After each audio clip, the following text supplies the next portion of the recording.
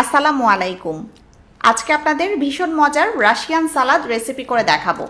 এই সালাদটা অনেক পুষ্টিগুণে ভরপুর, সেই সাথে মজারও।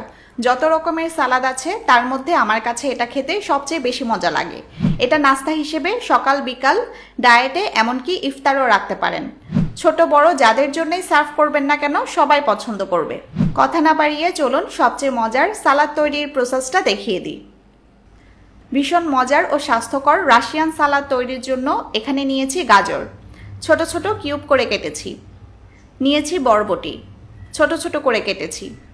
নিয়েছি আলু, গাজরের মতো করে কেটেছি।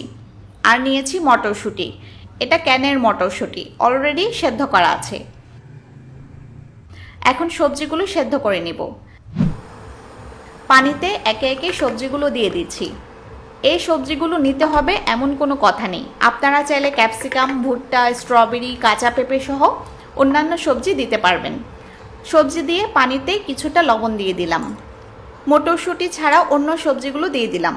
আগেই বলেছি মটরশুঁটি সেদ্ধ করা, আপনারা যদি ফ্রেশ বা তাজা মটরশুঁটি নেন তাহলে সেদ্ধ করতে হবে। এখন সবজিগুলো সেদ্ধ করে নেব। সবজি সেদ্ধ হতে থাক, এ ফাঁকে আমি সালাদের জন্য ড্রেসিং তৈরি করব। ড্রেসিং হিসেবে আমি মেয়োনিজ দিব। মেয়োনিজ তৈরির জন্য একটা ব্লেন্ডারে দিচ্ছি সেদ্ধ করা ডিম, এরপর 2 কোয়া রসুন দিচ্ছি।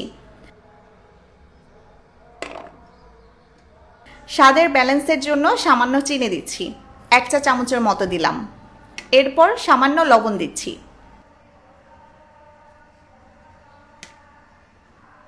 দিচ্ছি 2 চা চামচ গুঁড়া দুধ।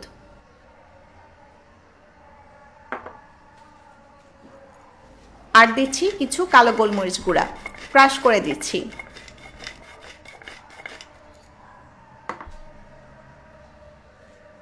দিচ্ছি কিছুটা লেবুর রস।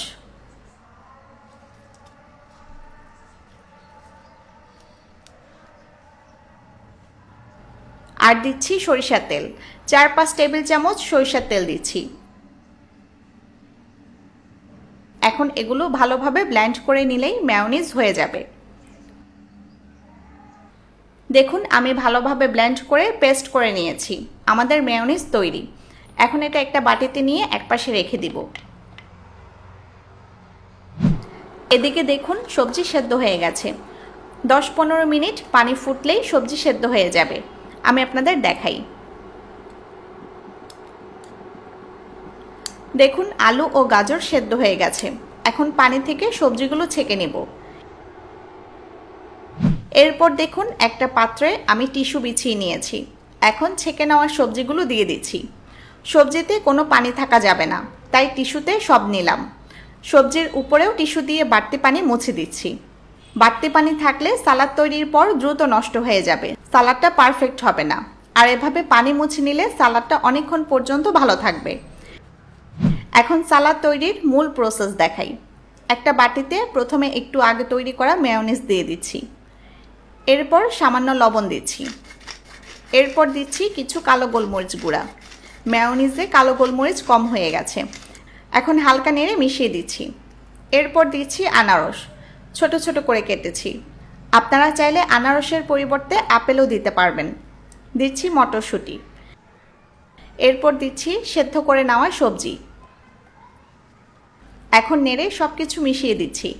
আনারস দিলে সালাদটা খুব বেশি মজার হয়, ফ্লেভার খুব চমৎকার হয়।